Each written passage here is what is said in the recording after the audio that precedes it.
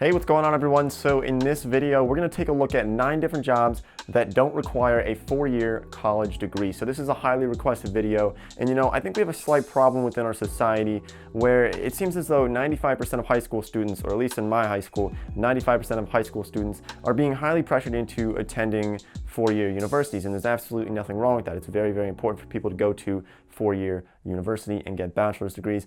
But there's a lot of people who aren't really being shown these opportunities for some of these jobs where you can get straight out of high school or after just 2 years of community college and you can be earning close to or upwards of $100,000 per year. So that's what we're going to share in this video. 9 different jobs that don't require a 4-year degree and in most cases $100,000 or $200,000 in student loans. So without any further ado, let's get into this video. All right, so let's start with number 9 and we'll work our way down to number 1. Number 9 is by becoming a web developer. Now, web developers on average make about $74,000 per year, and this typically will require you to have an associate's degree. Now, you could become an apprentice under some other web developers, but essentially you're creating websites and working on graphic design within those websites for clients, mostly businesses that do need to have very professional looking websites. Now, the top 10% of web developers are making upwards of $100,000 per year, right around $122,000 per year for this, and it doesn't require a 4-year degree.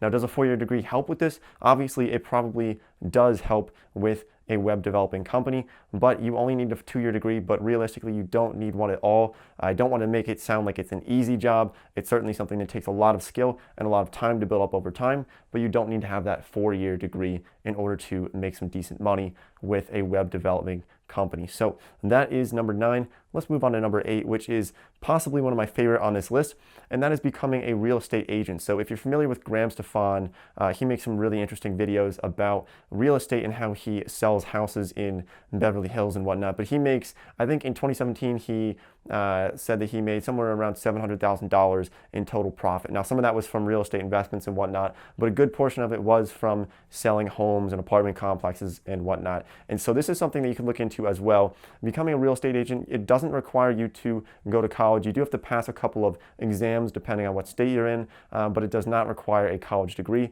And it's something that if you're extroverted or if you have a great personality, it's something you can make a ton of money in. Now, do all real estate agents make $400,000 per year? No, a good portion of them make a little bit less than that. I think the average salary for real estate agents is somewhere in the $45,000 range, and the top 10% makes about $109,000 per year as a real estate agent. So the next one is going to require a little bit more work with your hands, and I tried to keep this list in a way where some of them are going to be more so desk jobs and others are going to be a little bit more manual labor, just to mix it in there for everyone. And so the next one is going to be by becoming a Boilermaker. So this is sort of like welding in a sense. You're going to be making a lot of vats, you're going to be working on ships in some cases, and the average salary for Boilermakers is somewhere around $62,000 per year. The top 10% makes upwards of about $87,000 per year as a Boilermaker. Now, is this difficult work? Yes, it definitely is, but it's something that you can learn through an apprenticeship. It definitely helps to have some welding experience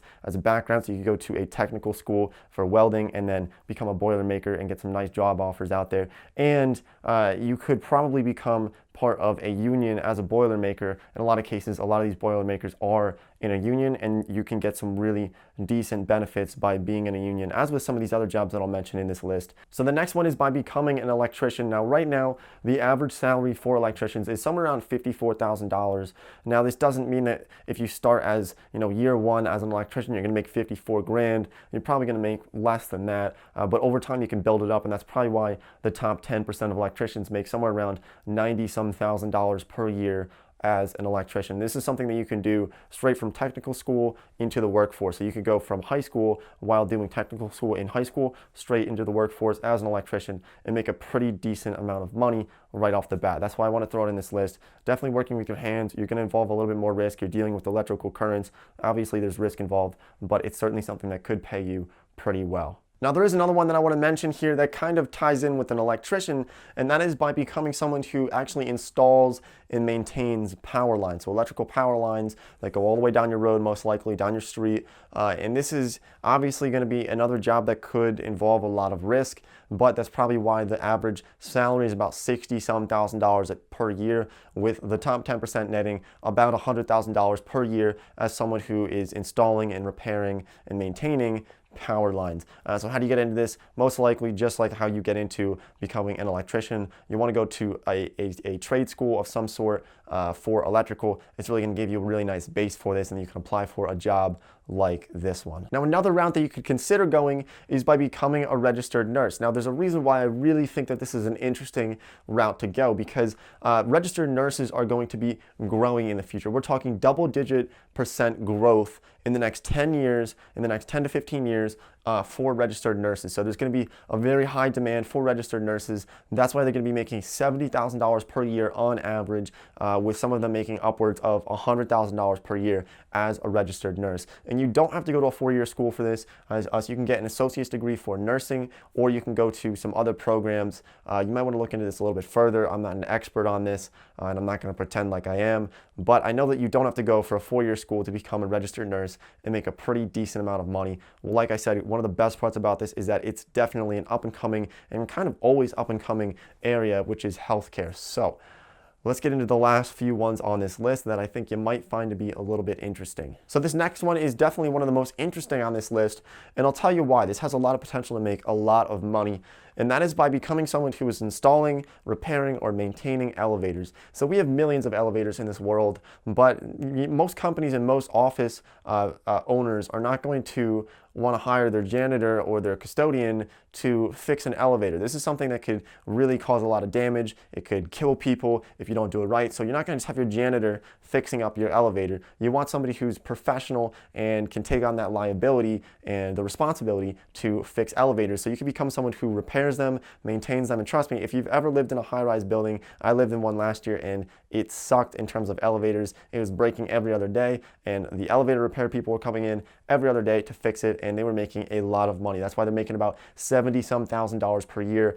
with the top 10% making upwards of $115,000 per year as an elevator repairman or someone who's installing them and maintaining them. There's always going to be problems with elevators, and there's always going to be need people to fix these elevators. Now, how do you actually become an elevator repairman? Well, one of the best ways is to become an apprentice for some of these companies. You can seek them out. If you have some type of background in this area, it can certainly help you. Going to a trade school for something in this field could certainly help you as well. So since we just covered a manual labor job, let's talk about one that doesn't require a lot of manual labor, and that is by becoming a paralegal. So paralegals on average are going to make about $50,000 per year. The upper 10% are going to make upwards of $80,000 per year as someone who is going to be assisting attorneys and lawyers, most likely doing some research for them, maybe setting up meetings for them, but in general, just assisting a lawyer to really help them out, and you can make a pretty decent amount of money. How do you become a paralegal? Well, you're generally going to want to go to a 2-year school, so probably your local community college or your city college,